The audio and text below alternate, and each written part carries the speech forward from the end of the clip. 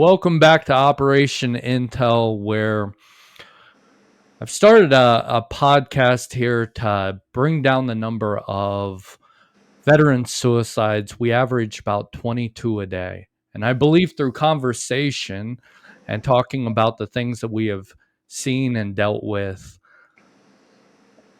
I think it helps out a lot. And today, this is probably the most requested person that I have from 72nd Engineers.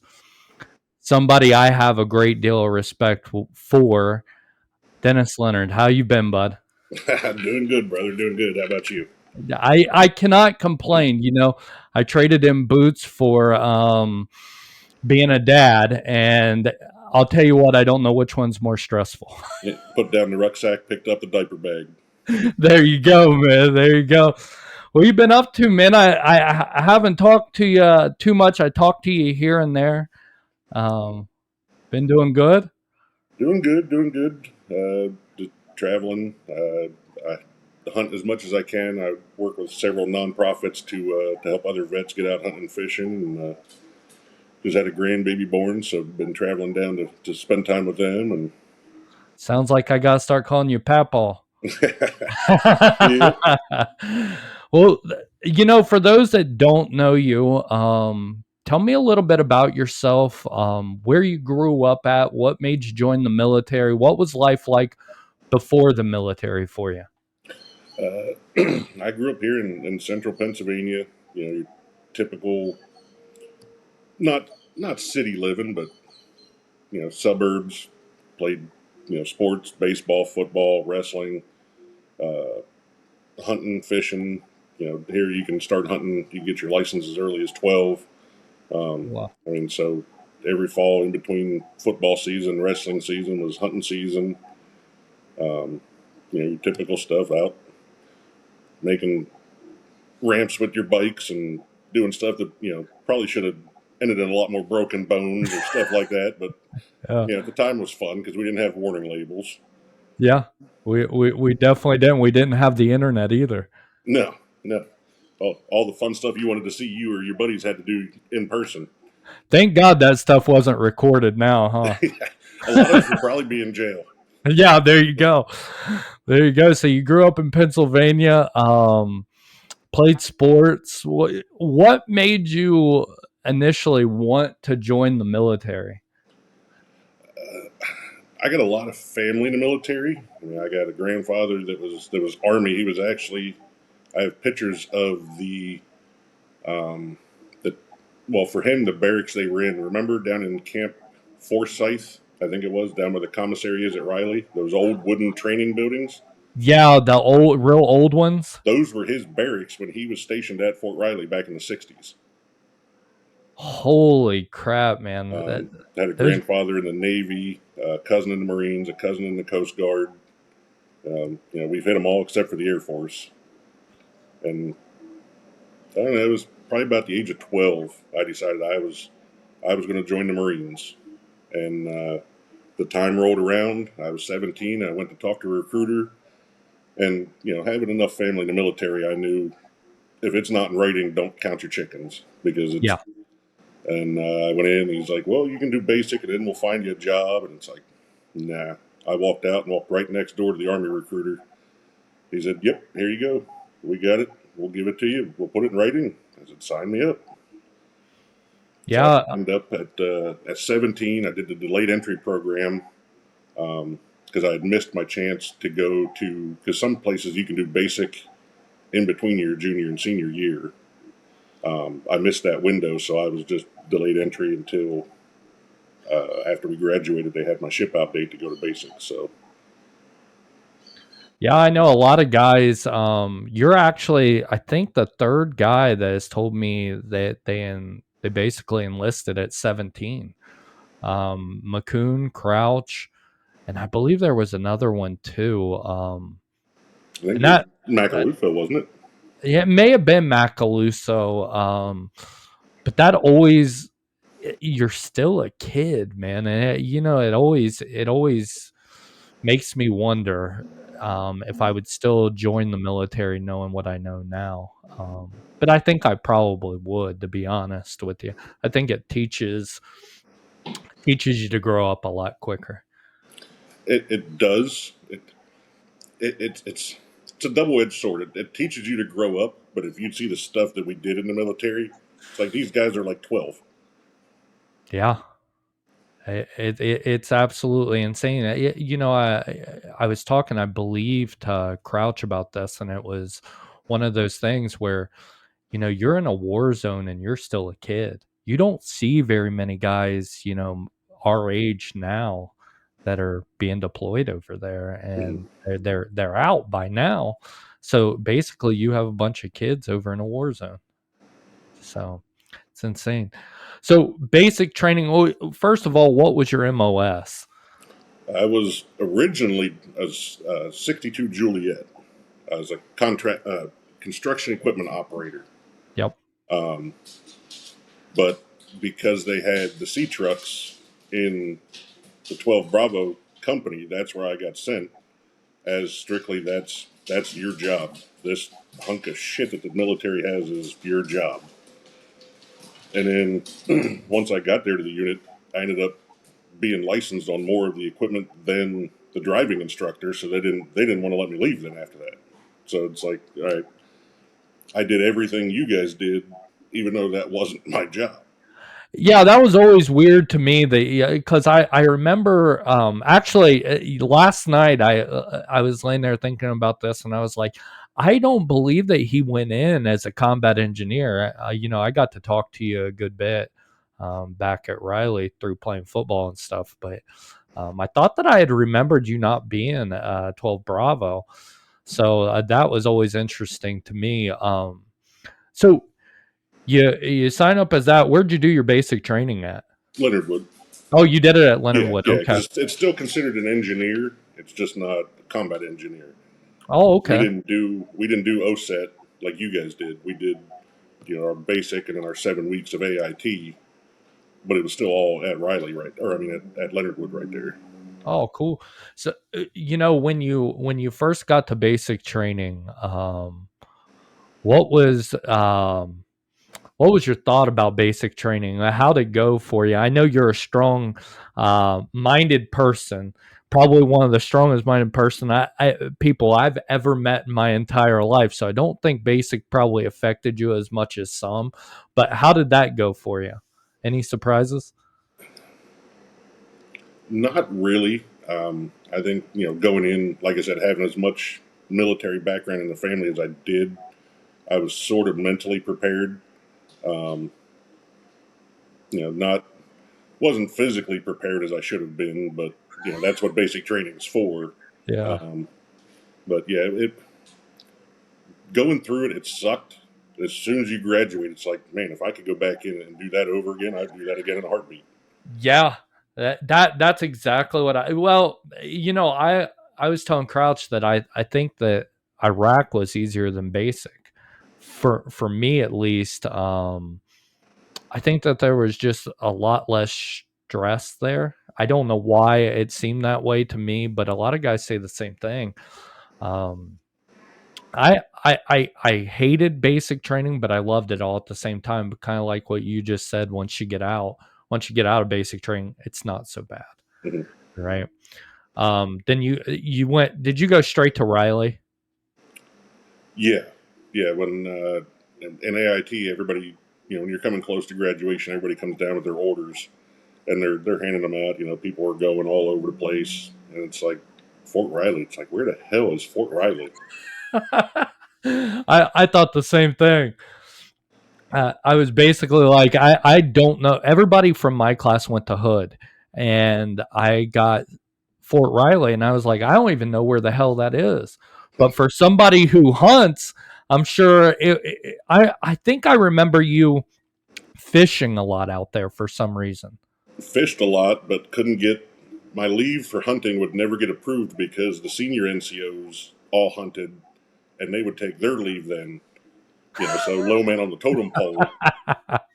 So it's like, all right, I'll just hang out here and fish then instead. Riley wasn't too bad. there was, for people that were outdoorsy, I think that there was a lot to do at Riley. Yeah, if you didn't grow up in a city, Riley's not bad because you're 45 minutes from everything. You know, Yeah. if you want to go to the mall, it's 45 minutes this way. You want to go to a different mall, it's 45 minutes that way. Yeah. And I didn't spend too much time at Riley, to be honest with you. As soon as I got there, we were gearing up to ship out. Mhm. The only way that I know a lot of you guys, especially you, was you just talked a whole lot of trash about football. Um, and you would always pinch the back of my damn arm, man. I still remember. I still Candlelight. remember. You used to get me all the time, man. So we got the orders that we were deploying. For me, I know that I was nervous. I think I was scared. What was your initial reaction to the getting orders to deploy? When we got the orders when you were there was actually our second deployment. Yeah. Oh, that was your second deployment? Yeah, we were over in 0304 in the Sunni Triangle, Fallujah, Ramadi, and Habaniya. See, I didn't know you had been in for that first deployment. I don't think I remember that. Yeah, I got to Riley. It was February of '01. I was actually sitting in the barracks when September 11th hit, and then gearing everything up. We finally got our orders to go over in September of '03 for the first time. I did not. You know what? It amazes me because I'm learning so much about you guys too. Because I'm sure I've heard some stories before, but it's just been so long. Um, I want to go back to that September 11th thing. What was your reaction to that? And did you know right away that we were going over somewhere? Did you have that feeling? It pretty much. We were in between PT and first formation when it happened. I mean, so guys are hitting the showers, people were getting dressed, getting ready to go hit chow hall and stuff. And I was sitting there tying my boots, and somebody came running down the hall, said the Pentagon's on fire. It's like, you're still drunk, Yeah. you know. And then I remember at the time, Sergeant Newbanks was our platoon sergeant, and he always told us because I guess from his time in Germany, he said if that alarm ever goes off, he said I don't care if you're in a bath towel. He said you get here and get dressed when you're here, for roll call. And sure as shit, that alarm went off, and everybody started you grab everything and run to the company. They did formation. Guys are still getting dressed. You get all geared up. They locked the base down. They sent us out to certain posts, for security for the base, and then little by little after that, just more and more training. It's like, well, if we're doing all this training, we're going somewhere. Yeah. Yeah. I wasn't. I didn't think I knew that you were in during September 11th. Um, and then I think I've interviewed a couple other guys. Matt Galuso being one of them, said that he was in as well. I didn't know you. I don't think I remember you telling me that you'd been deployed. But again, it's been just so long that I don't remember some of those things. So yeah, so were you when you initially knew that you were getting deployed, what was the feelings like? It was a toss up. I mean, it sucks. Kind of it, it it was half excited, half fearful. You're excited because this is what you go through all that bullshit training for. The dog and pony shows out the window. We're going to do our job, and then the other side kicks in. It's like, well, you know, this could be it. I could never come home, and so it was a roller coaster. Yeah, and you see that for somebody like you, and I know you personally, you don't show that though. Like you never shown. I know when I knew that we were getting deployed, you never showed that you were nervous about it or anything like that, which always helped being around those types of guys that just didn't show emotion when it came to getting deployed and knowing that you had to go do your job. You might have been nervous, but you never showed it on the outside, which was always encouraging to me. You guys went through a period there though in Fallujah. I remember talking to Sergeant Buck, and he said it was tough. Yeah, the real kicker was, I know Sergeant Smith talked about it. When we got over there, we still had soft side Humvees. I had a working C truck, and we took that hunk of shit with us. It's like this is like worst case scenario. You're stealing plates of steel from wherever you can find to weld onto the vehicles. It's like hopefully this C truck even holds up to go down the road. Just for as much as they break down. It's like plus you have no armor. We're most of the time doing dismounted patrols, which that's not our job. We weren't. I mean, we did training on it, but it's not. It wasn't ingrained in our heads like all the other stuff that we were used to doing. Like what our MOS, our jobs are actually supposed to be. Yeah. Like so, then you get the stress of dealing with that, and then everything else. And like I said, at that time, that was the hot spot. It's like, well, I mean, it is what it is. If this is what they want us to do, that's what we got to go do. But Yeah. Did you ever get directly hit over there the first time? Like go through an IED explosion? no, then the IEDs weren't as bad during our first rotation. It was more mortars Oh, and okay. indirect fire, at least for us. Yeah. Yeah, I mean, it got to the point where you got mortared so much, you would hear them come in. It's like, all right, we're not doing nothing for at least a half an hour. Roll back over and go back to sleep. Wow. Eh, If it's my time, it's my time. But I'm going to get at least 30 minutes of good sleep. Yeah, and that's the way it was when we were deployed. We would hear sirens going off about mortars, and we would just stay in bed, where everybody else was running to the bunkers and stuff. Well, not the bunkers, but the shelters. And hey, I mean, that's how you got to the front of the line at the chow hall. You remember that? Yeah. So you do that deployment, and then you get back to Riley.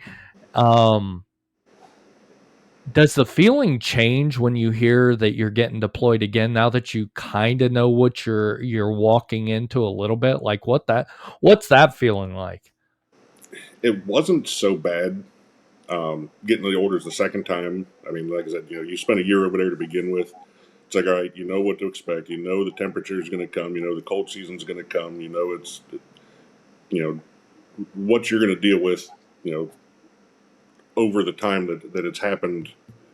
For the first time you were there, we went from MREs to we went to the the cooks and stuff had their little kitchen set up. We went to a chow hall. Little by little, it's getting better. So it's not going to be as bad as the first time. Yeah. So it wasn't as bad. Um, I mean, once we got the orders the second time, it's like, all right, let's go. But I remember because I called my dad like the day they officially got the orders, and I just had a feeling. I told him, I said, we're going back over. I said, something's going to happen. I just have a feeling something. I don't know what it is, but something's going to happen. I just had that feeling from the time we got our orders. Wow. I, that had to have been a weird feeling too. Like, It was. It's not like trying to say I'm psychic or anything, but you just have that feeling. Something. That it could have been anything. I could have lost a finger, or I could have come back with burnt, blown up, whatever. But it's like something's not right. Something's gonna happen. yeah. That's really weird though that you felt that and then something ended up. That that's crazy to me. Um I always ask, and for those of you who don't know, he did go through an IED explosion. So I know this a little bit more than maybe the average viewer because I was there um, when this happened. But I always ask, were there any situations in Iraq that stand out to you that changed you? For you, the story is going to be a little bit different. Um, but were there any other situations also that kinda made it seem real to you? Because I know it was a different situation than what you were into the first time. Situations for the first time or the second time? Yeah, so the second time you were over there, did anything make it feel like you were in the shit? You know what I mean? And other than that situation. Not really. I mean, like I said, once we got the orders, I knew we were going. I knew what to prepare for mentally. I mean, it got to the point we were at a long tactical stop, and I was in the Husky one time, and I ended up falling asleep. Sitting there That in the middle of a route mission, just the air conditioning in that thing was out of this world good compared to everything else. you got nobody to talk to. It's dark. You're just sitting there. It's like, hey, just Yeah, you know, I don't know how you got into the Husky though. I very haven't. slowly. I fought that as much as I could. It's like I'm one of the tallest people in the platoon. Yeah, You want to put me in the tiniest vehicle? It's like, all right. and it wasn't, and I'm a smaller guy, and it was closed off to me, so I can only imagine you being there. I remember, were you there when some of the Steelers came, when Kevin Green was there? No. I So he came out to the motor pool along with some others, and I forget who they were, but um Sergeant Wash let me come out because I was in the other squad, and I think I was the biggest fan of sports in my squad, so I was out there. Mhm. And I think it was Sergeant Wash that said, he goes, well, why don't you show him the Husky? And I went over there and started. He tried to get in that thing, couldn't get in, and which was funnier than hell, to be honest with you. Yeah, and he had no gear on. Yeah, a lot of the times I know for me, there were times where I would open up my jacket and stuff like that, just because it did get hot at times, but then it got uncomfortable because you were just squished in there. Mm-hmm. Yeah, So it was not made for people over like 5'9". no, I fit perfectly in there, Yeah, man. It and I was was great. 6'4". Yeah, So, yeah, a big dude, man. That's what I remember you being in the Husky. Now that I think about it, and then you bitching and complaining about the size of that thing, which I don't blame you.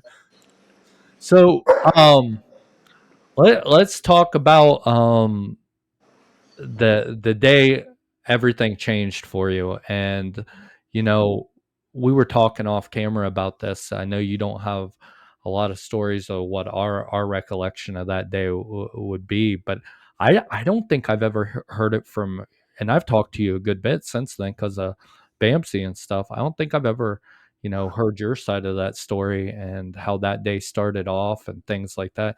Can you go through that with us?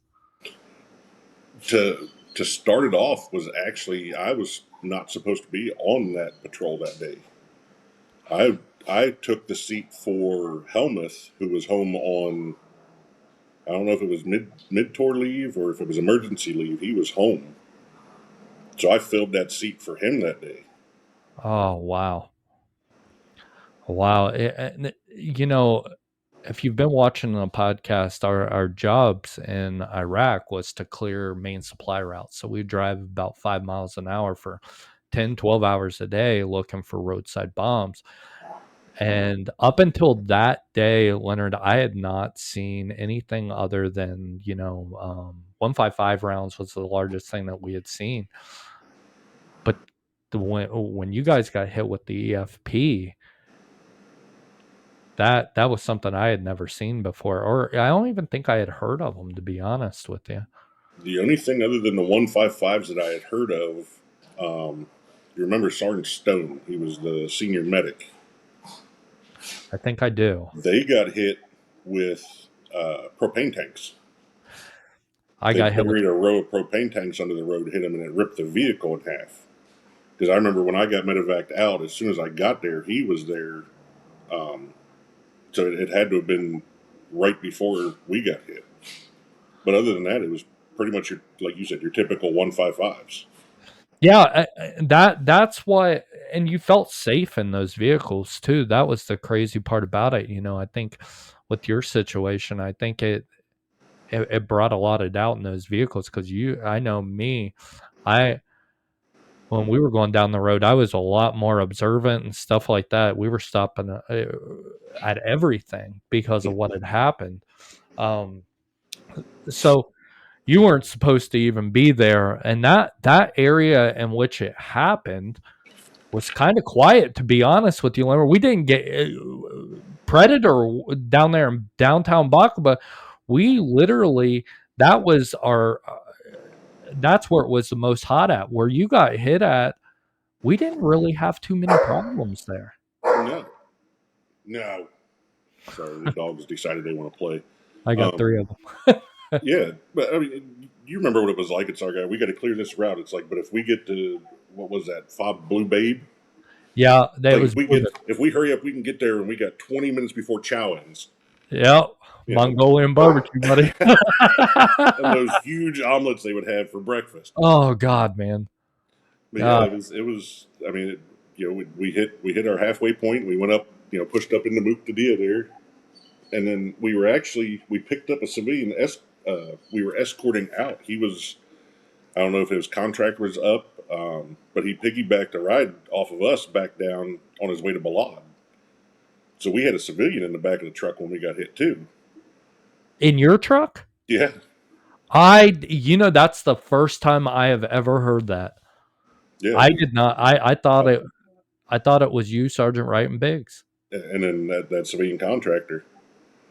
Oh man. Yeah. We were trail vehicle in the convoy, and we had that, like I said, that civilian in the back. And I've talked to Biggs, a couple times over the years, and he said he didn't have a scratch on him, and neither did that civilian. But I can only imagine, what that did to his mental state. Hey, these guys are picking me up. I'm going home, and 20 minutes down the road, you ain't going home yet. Yeah, I mean, it's God, like I said, that's the first time I've ever heard that, and I don't know that anybody else has heard that either. I don't know that I didn't know there was another person in that vehicle. That's crazy. Now, do you remember the blast? I remember what I thought happened. Um, like I said, little by little, talking to guys, I got their recollection. But the way I remember it now, being the one that got rocked, I could be totally wrong. Yeah. But I remember it went off. It hit us on the passenger side, and I mean, right away, you know what it is. It's an IED. Yeah. Sergeant Wright and I looked at each other, had no idea either of us were hit, and I went to hit the gas to clear the kill zone. And then as soon as I went to hit the gas, that's when I felt the burning in my legs. And from there, I don't know if it was, blood in my eyes, if it was smoke in the vehicle, what it was. I couldn't see nothing, but all I could feel was that burning sensation while I was trying to hit the throttle. And then I remember, I don't know who it was, but they had a hold of the back of my vest and they were trying to pull me out. And I had a death grip on the steering wheel because it felt like my foot was caught under the pedal. Almost like they're trying to stretch me. And I'm pulling back in. They're pulling out. Yeah. And then they finally got me out. We were on the side of the road. I could hear them telling me what they were doing. They were talking to me. I could hear the 9-line going in. And it sounds kind of stupid, but from watching all the war movies, they always don't close your eyes. Don't go to sleep.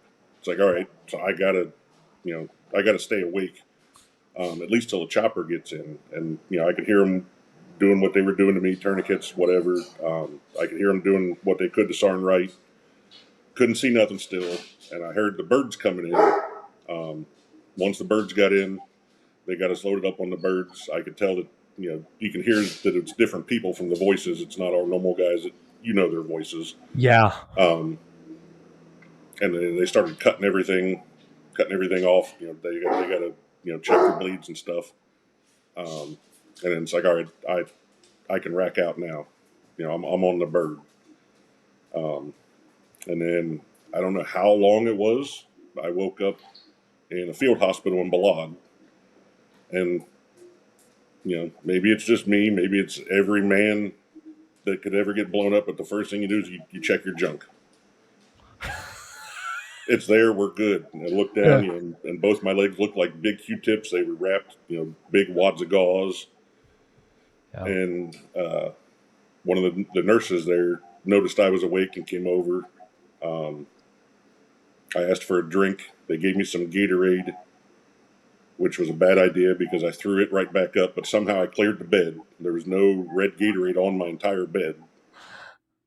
And then somebody else came in with a satellite phone. They're like, is there anybody you want to call? And it's like, Well, yeah. yeah, I got to call home. So I called, I remember I called my wife, my ex-wife now, but I called her. It's like, all right, I got to tell her something happened, but I can't let her have time to ask questions. It's Yeah. like, all right. So she answered. I said, I got hit. I lost my legs. I'm alive. I love you. Bye. And I hung up the phone. And that Yeah. started a whole shit show because then she called Rear D asking why I was calling her, telling her that something happened before they notified her, but they were struggling to notify Sergeant Wright's family because his paperwork wasn't in order as to contact info. Wow. So, listening to her tell her side of the story from that call, I guess I'm not sure who it was in charge of Rear D, but they said if she already knows, go. You guys go deal with her. The rest of us will try to continue to contact Sergeant Wright's family. And then I remember a couple of guys from the platoon ended up showing up, bringing me some stuff, like my laptop and stuff like that, because they knew I was done. I was going home. Yeah. Um, and then I don't remember how many days it was I was in Balad. Because once they have you on that chemical cocktail, you're in and out. Yeah. I know I remember them saying, "All right, we're going to put you on a flight out of here." They rolled us out on the gurneys. They loaded us up, flew us to Landstuhl. Um, I got there. I was there for 3 days just to get stabilized enough to make the trip across the big pond. Yeah. Um, the whole time I was asking what happened to Sergeant Wright because I figured, all right, he should be laying here somewhere with me. Nobody in Balad told me anything. Nobody in Landstuhl could tell me anything. They put me on a bird across to Walter Reed, which sucked because you spent 8 hours with a cot like 6 inches in front of your face, the next person stacked up in the rack. Yeah. Uh, got there. My family was waiting for me there because they already had heads up that I was coming. Because in Landstuhl, you got a phone in your room so you can make calls and all that stuff. Got there, got triaged, got in a room and everything, still asking about Sergeant Wright. And I was there a couple of days, and then finally Sergeant Ellis showed up. I don't remember if you remember Ellis. Was he the one that went to selection? Yeah. Yeah, he Okay. deployed with us the first time and then went selection in between the deployments. He was actually down, I want to say down in Bragg or wherever he was at. He heard that we got hit. He drove up. They waited until he got there to let him tell me that Sergeant Wright didn't make it. It's like, so until a week later, I had no idea where he was, what had happened to him, nothing, because nobody would tell me anything because they didn't want to tell me, Yeah. while I was en route dealing with all that stuff. That's that's tough. The fact that they probably want somebody that you knew to tell you something like that, especially with how much Yeah, trauma you'd when they're already. trying to get you stabilized to make long flights and stuff, they don't want if they drop a bomb like that on you, that's going to set your emotions off. It's going to throw everything all out of whack. And Yeah. then they got an even harder job on an 8-hour flight, full of bodies pretty much just laying on these racks. You got one that's hysterical because he just found something like that out.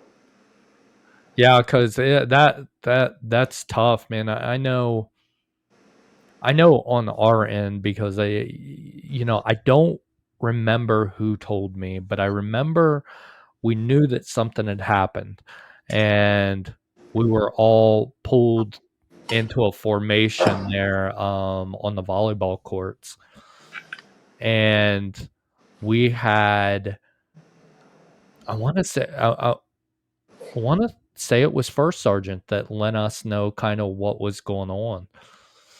And the amount of anger that you like. I know for me, the amount of anger, it was like basically it's the same thing. Somebody had hurt your family and one of your family members had passed away, because I'm pretty sure they had told us that you were in surgery and that Sergeant Wright had passed. But then the amount of like anger that went through you at that time was something I've never felt before. But then they put a convoy together to go recover the vehicle, and I was a part of that convoy. So just a few hours afterwards of that happening to you, we're on our way to go recover that vehicle and had to go by the same spot that you guys were just at. And I remember talking to, I don't even remember who it was, but I was normally a driver. They had me up on the gun, and I just remember telling somebody, there is no part of me that just doesn't just want to stop here and just start laying down rounds into this village, because that's how, and that thought process, I think, went through the entire convoy of how bad we just wanted to just tear it apart. But then I remember getting the vehicle and then taking it to, I believe we went to Balad. I think that's where that vehicle was taken. Yeah, that's where we took most of our RGs when they got messed up, was over there.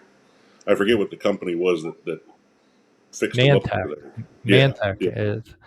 But then Sergeant Smith, that, the day that, and I don't know if you watched the episode I did with him, but with him, I remember the day that I gained so much respect for him was that we were all over there, and he said, you guys don't need to be in that vehicle. He cleaned that vehicle out all by himself. So that was a day that, that guy went from just, my squad leader to somebody that I, till the day I die, I respect the hell out of, because he didn't let us see that vehicle at all. So, Oh, absolutely. And I got pictures of the after actions report and all that, so I seen what that vehicle looked like, and I don't know how he did it. If it had been somebody else in the platoon, I don't know if I'd have been able to climb in there and do that. oh, there's no way in hell, Leonard. I expect, I think the biggest difference was is that we all, no matter what platoon you were in or squad you were in, it didn't matter. We were so in such a close vicinity. We basically were family, and we still are. I still feel that, but during that time, I mean, we were all just so close. So being able to not have to go in that vehicle was something that, I could never thank him enough for, because there's no way in hell I wouldn't be able to go in that vehicle Well, again. yeah, like I said, just having the pictures and, like I said, seeing what that vehicle looked like and knowing it was one of my guys, I don't know if I'd have been able to do it. I mean, granted, he was in your squad. He wasn't directly in my squad, but it's still, like you said, you're spending so much time around each other, your family. Yeah. I mean, we literally every day we seen each other in between missions and stuff like that. We all talked. I remember going to different tents and stuff like that. So, Yeah, hanging out obviously, at the volleyball court, having a fire burning in the little half barrels at night, and just yeah. sitting there shooting the shit. And, I don't know if you were over there. I remember one night us coming up with the great plan of stealing the guys from Georgia behind us, their flag. I don't know. I think it may have been you that was like, "That's not a good idea. You're going to get shot," and I ended up not going over there. yeah, But especially since those guys had alcohol in their system, they because they partied could. every night, Oh man. yeah, it's like there was many times we had talked about we need to sneak over there and at least get a bottle or two or something. They're right there with us. We can see it, you can smell it, but we can't have none. It's like that. What makes you want it even more? And I feel like they owed it to us, to be honest with you, Leonard, because as many chicken wings as they stole at the chow hall, God, man, you'd have to get in there before they did. Um, but it's good hearing that story from your side, because I know a lot of people haven't gotten to talk to you, and I have heard bits and pieces from you, because I was actually reunited with you down at BAMC, so I had asked some questions, I'm sure. But just hearing, I didn't know if you had remembered anything about that day, or But another question I do have is, what was that initial feeling like? And I know that it had to have been hard, but did you deal with a lot, like, after knowing that you had lost both of your legs? Like, what are some of those thoughts? No, surprisingly, I think I was pretty upbeat. I mean, I right away I knew, hey, they're gone. They're never coming back. I need to get over it. You know, I got a family that needs me.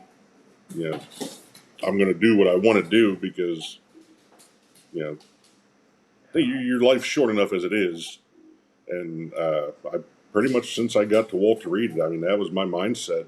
I mean, I took my first steps in 21 days after getting there. I mean, I was probably the worst one on the ward that they had because I watched how they hooked up all my IVs and my wound vacs. And as soon as the nurses would leave, I was unhooking it. I was out in the parking garage, tucked in the corner, smoking. I'd come back whenever I was ready. I had I had a whole mountain of quilts that they gave me, so I'd stack that up. I'd have a beanie on because it was DC in January. Leave my medicine there. I'll take it when I come back. I'll hook myself back up and get back in bed. Yeah, but you know what? I know I've talked about this with a couple other guys. There are guys in the that we served with that wouldn't have taken it the way that you did, and the way that you were upbeat about everything. Because when I seen you at BAMC, you would have never known anything ever happened to you because you were still pinching the hell out of the back of my arm. Except this time, you could run over my toe at the same time, Yeah. right? Which was not a good thing for me at all. But I just didn't know. I had a feeling though that it didn't. It obviously affects you a little bit, but I didn't know what that feeling was like for you when you just kind of figured out, hey, I don't have my legs, because I don't know how I would deal with that. Yeah. So, I still had the same drive. It's like, I still wanted to be, I want to hunt, I want to fish. It's like, I didn't care to run when I had them, so that's not a problem. yeah, But, I'm going to find a way to do the stuff that I want to do. And then, I would do my physical therapy there at DC. And then, it was the old Walter Reed then. That was the one that when they had the scandal of, the whole rat infested barracks and all that stuff. was it that I mean, bad? it, it was people just basically being turds, and instead of cleaning up their barracks rooms, they'd leave trash all over the place. Oh, that would do it. Yeah. But at the time, it's like I don't need that aggravation because everybody wants to interview. Oh, no, look here, this guy came out of the building because the way it was set up is once you went outpatient, they called it the Malone House. It was kind of like a hotel. Everybody had their own rooms. There was a uh, little like chow hall type deal down in the lobby. You could get food and stuff. So you would go back and forth. You'd go over to your therapy. You'd come back and hang out in your room. But you were free to go. If you wanted to go off post, go down to the mall, do whatever. And as soon as you come out that door, it's like, oh, here's one. Let's talk to him. And they want to, what do you think about this? I'm sitting here trying to learn how to walk. I don't care about somebody that throws their pizza crust in the corner and collected cockroaches. Yeah. Yeah. Yeah. Sometimes I feel like the newest story and stuff like that, they're insensitive to like situations where they don't understand that these people are dealing with situations that they literally probably a week ago, maybe even a few days ago, were just dealing with, and they don't understand that transition back into the regular world. How long were you at Walter Reed? I was there from January until the beginning of May. I had a clean out done, and I took con leave. And while I was on con leave, I had my papers transferring me from Walter Reed down to BAMC because they had just opened the CFI down there. And I actually asked my therapist. I said, who is the best therapist you have? And she said he's gone. He's the one that set up the CFI down at BAMC. It's like, well, then I'm going to BAMC. Yeah, and did you got to see your family for the first time there at Walter Reed too? What was that like? It was nice, but it also, well, it's not their fault, but I was pissed off at the same time because when you roll into Walter Reed, there's a balcony up above you. And when you come off the plane, they actually had old school buses that they converted to put the racks in. So you got slid onto a rack. You're still strapped to a stretcher. Yeah. You're strapped to a rack inside this bus, and they bring you off. They put you on a gurney or whatever the tables are, and they roll you in. And as you're rolling in, you look up, and there's just people lining in. It's like, oh, all right, I know that face, and I know that face. And the whole time I was holding this cup with, it was a specimen cup with the chunk of shrapnel that went through my back. They saved it and gave me that cup. I held that the whole way from Launchstool to Walter Reed, and when they took me in to triage me, somehow they lost that cup, and I was pissed. I don't know how you lose something like that. It's But like I held on to that hunk of metal or whatever the hell it was for over 8 hours. You guys have it for 15 minutes and lose it. yeah. Did you ever get that back or no? No. Damn, man. So then you got to finally see them. Did you had kids at the time that we were deployed too, didn't you? Or a Yeah. kid? That's Yeah. what I thought. Yeah. What was that? My son was born 9 days after we left for deployment in 03. I missed his birth by 9 days. So by the time we got home, he was pretty much one. When we left again in 06, he was 3. So Yeah. it's like, all right, Daddy's got to go to work again. But I got to see him, and then at 3, he didn't really understand. He just knew, hey, my dad's in a bed. And he would climb up in the hospital bed beside me, and we'd sit there and watch TV and read books and color. And he didn't care as long as he was with Dad. I think Leonard, I think I seen, and I could be wrong about this, but I think I seen a picture of you and him when you were in the bed. For some reason, I that just brought back a memory. I don't know if it's correct or not, Mm-hmm. but I think I seen a picture of you and him. He had no idea what because when he would climb up there, he didn't care. He's kicking you in the stump trying to climb up in the bed, and it's like it hurts, it sucks, but you can't get mad at him because he's just getting up there because he wants to be sitting beside you. Yeah, yeah. But I'm sure. I actually think it was good for him being there because he saw people that were missing limbs, fingers, people that were burnt. To where nowadays, if you're out and you see something like that, it's nothing to him because he's been around it. He doesn't do the stare and wonder and Yeah, and that I guess that probably was a good thing for him. When you talk about burns, some of the and when you went down to Brook Army Medical Center, there were some guys down there too and that was I think that was the head place for burn victims. So you got to see some stuff down there too that was just awful. Um, how long? And then you went to Brook Army Medical Center. How long were you there for? I was there from May of '07 till February of '09, so almost 2 years. Yeah. You know what? One of my best stories. Well, actually, I have two of them. After deployment was with you.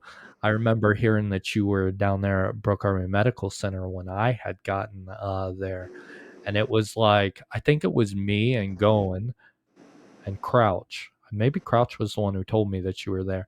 And I remember coming into that room and just I hadn't heard we didn't know anything about you. Um, I didn't know where you were. I had no clue. But then seeing you for the first time was just it was nice, I'll be honest with you. And then we decided to go out. You remember Cowboys? Leonard, that is a story that I still tell today was when we put you on that mechanical bull. And I fell Yeah. off the other side. Yeah, and then go go and go and went to grab you, and he had a hold of your shorts, and he lifted them up, and your shorts had came off. Yep. And you just went over. I I'm want to tell you on the that other side looking up, and he's holding up my shorts like it's some kind of trophy.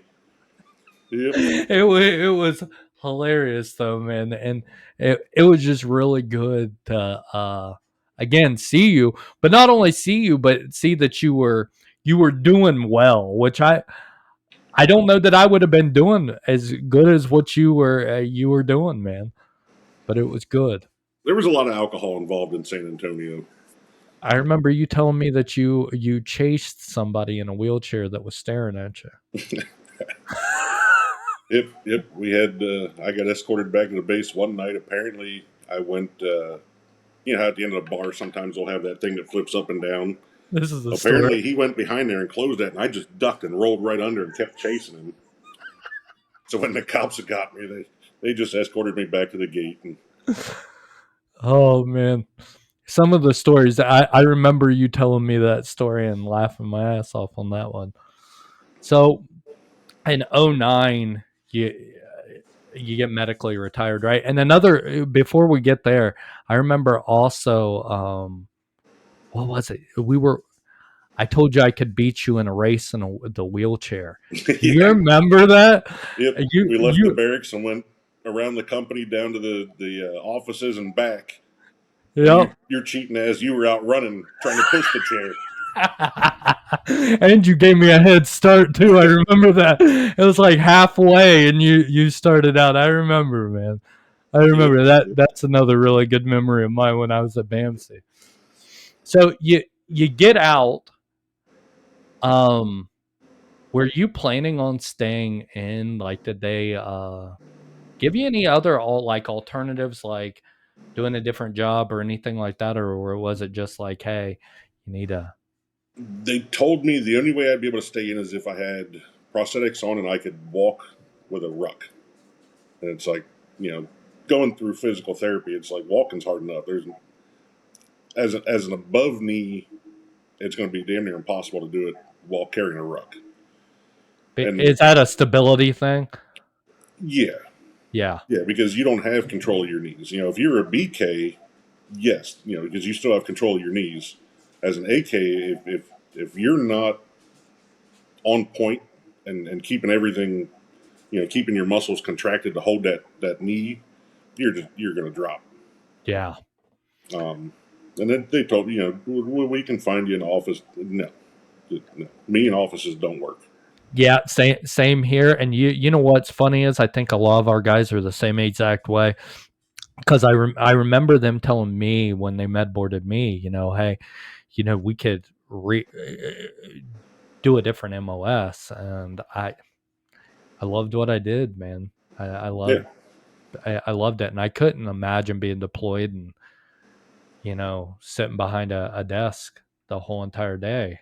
I just couldn't imagine it. even not being deployed, just being stateside Oh, and garrisoned. It's no, that's not a good mix. no, that's where bad things start happening. Yeah, So, you get out. Do you know kind of what you're wanting to do, or is it a process to figure out who you are again? Because I know for me, I had to figure out who I was again when I got out of the military. It was like I didn't know what I wanted to do with my life. Was it like that for you? yeah, yeah. Once I got my orders and everything was cut, they sent me home. And of course they notified the VA, my local VA here that I was going to be going to. Hey, you got a VSI coming in. That's very seriously injured. Anytime one of us hits whatever local VA is, they always give him a heads up because they need to know, hey, he's here. We need to get him in, get him into the system, get everything checked out. And it was the day I got home, my phone rang. It was my case manager. I said, I'm here. I said, give me a week. Don't call me. Give me a week to just sit here and relax, and then call me and we'll get everything scheduled and start going from there. It's like I just wanted a week to not do anything, just to relax, be home, decompress, think about stuff, and just don't bother me. Yeah. So then what did you end up so what are you up to now? And I always ask as well, like, have you had any struggles like outside of like the military with the stuff that happened to you? I know a lot of guys have struggled a little bit. I know myself, I went through a lot of depression and stuff like that. Did you deal with any of that? Not so much. I mean, that day every year, usually within a day or two of the anniversary of that day, you go into a funk every year. Stuff just it no matter what you try to do, try to keep yourself upbeat, keep yourself busy. At some point, you're going to stop for a second, and that those memories are going to creep back in. Yeah. So I usually try to keep 2 or 3 days around that anniversary. Hey, I'm not going nowhere. I'm not making no plans. Because I'm going to be in my own little funk. A day or two after, you're back out of it, and it's like, all right, let's get up, let's go. We got stuff to do. Yeah, and that's where I go back to, like, you're probably one of the most mentally strong individuals I've ever came across in my entire life. Um, what have you been up to, man? I know I see a bear right behind your head. And I know that you do a lot of hunting. Tell me what you have been up to, because I know on social media I see you all over the place. So just give me an update on you, man. Give people, what you've been doing. Yeah, I got home. Like I said, growing up hunting and fishing, it's like I'm going to find a way to get back to doing that.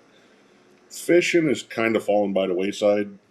It's, I mean, I can still do it, but it's just not my passion like hunting. Yeah. So I went, did all the research, found out I can get permits from the Game Commission to put on my 4-wheeler access to state game lands. Just like I used to. Got permits for my truck to haul my 4-wheeler in and out. Places that are restricted for vehicles and all that. And then 2010, I got my occupational therapist, the VA, called and said, "Hey, I got a place. Do you want to go hunting?" I said, "Sure." He said, "Do you want to know what it's for?" I said, "I don't care." And he gave me the address and the phone number, and I called, and it was a little organization up here in Laceyville, PA, a little town that I never even knew existed, and I've lived here my whole life. I went up, did that first event. It was a pheasant hunt and a predator hunt. So we hunted coyotes, bobcats, foxes, and then since then I've been going back up as a mentor myself. As somebody that spends as much time in the woods as I do, if you're not used to it, if you didn't grow up like that, you don't realize the healing power that nature has. You get out there in the nature, you got none of the distractions, no noise, no nothing. You have time to just clear your thoughts, enjoy nature. Um, and then with the way we do it, everybody that comes to our event, you're paired with a veteran themselves. So you have somebody to talk to that knows what you're talking about. You don't have to stop and explain, well, I said this is what it means. I said that's what it means. Yeah. You can organically let it out, and we know what you're talking about. It gives us 4 days to do that. If at the end of 4 days you still have more inside, sign up for another. We do another trip here in 2 months. Sign up on that one. Come back. Um, and it's nice because it helps. It helps them clear their head and get into a better space. But then it also helps me knowing that I'm doing what I can to help them. I understand 100% what you're saying, because when I first started this, I was like, well, um, I really want to make an impact on that number. And when I started talking to people, what I realized was, yeah, it's helping them get everything out, but it's helping me just as much. And it was a crazy feeling just to be able to talk to you guys. And everybody has said, it's the voices, which is 100% accurate. Hearing those voices again is, I mean, again, like family. It's a cool feeling, man.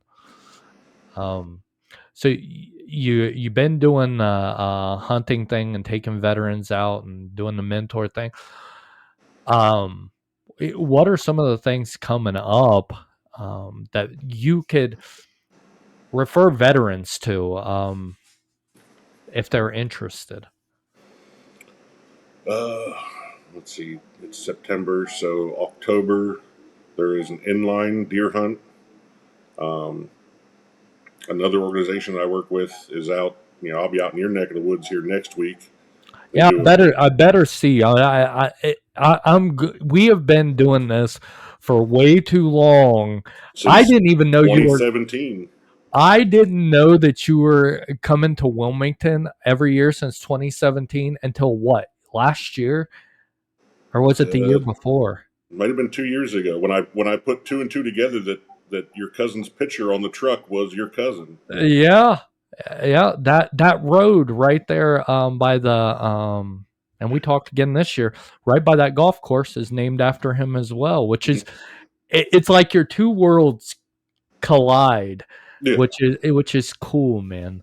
But I'm sorry, I didn't mean to cut you off. Yeah, It just, we gotta make it happen this year, man. I gotta see. I think Lieutenant Hunyon is going to be here next week as well. Oh, That in Wilmington? Yeah, he's Or going to be at Wright Pat, oh, which is literally, if I walked out my door and walked down the street, you can see the gate of Wright Patterson Air yeah, Force because Base. if I remember, you're in Washington Courthouse, I yeah, or so you I were. yeah, and now I live up in Fairborn, which is right outside the gate of Wright Patterson. I think he does work for the government now, so he has a trip next week. I think it's next week or the week after up here, and we're supposed to be getting together. You're gonna, if you're here, man, I'd love to come see you.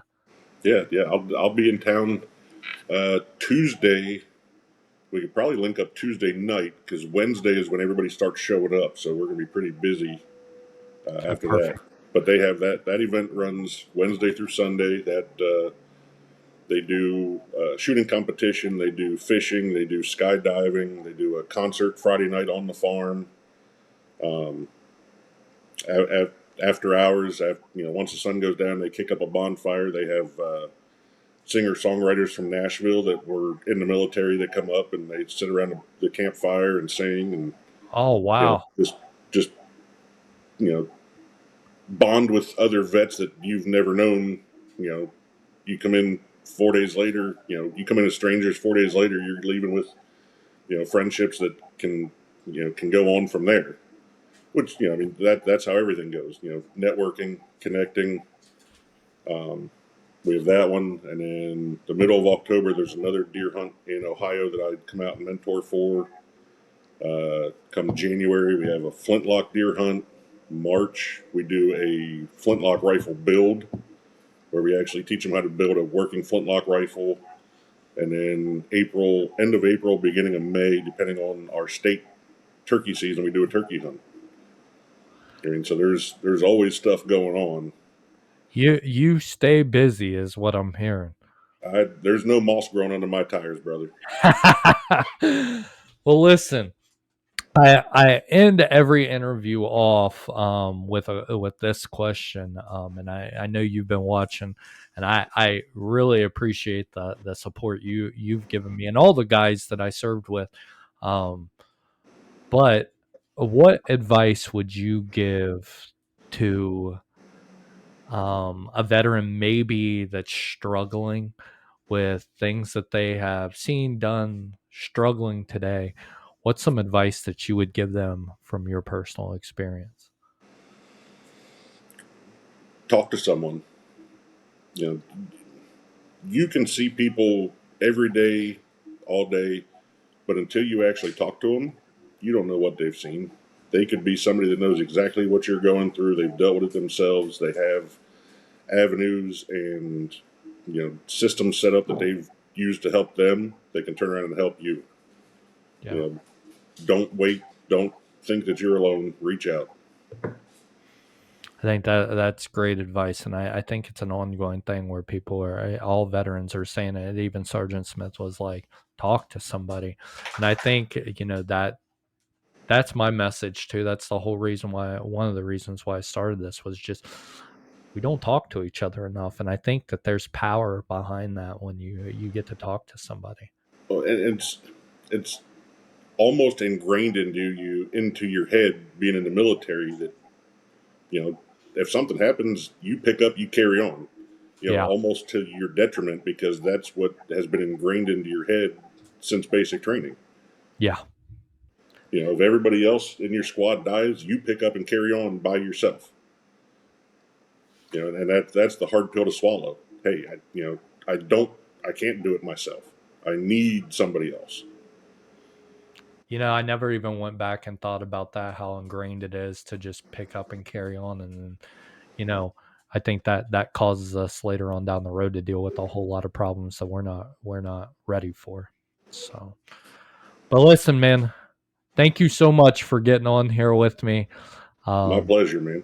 Yeah, I know a lot of guys wanted to hear from you, and I did too, man. I really have the utmost amount of respect for you, and the Steelers are still the second best team in Pennsylvania. Just make sure you put something on the back of that arm if I see you on Tuesday. Oh, I will. All right, buddy. It's good talking to you. You too.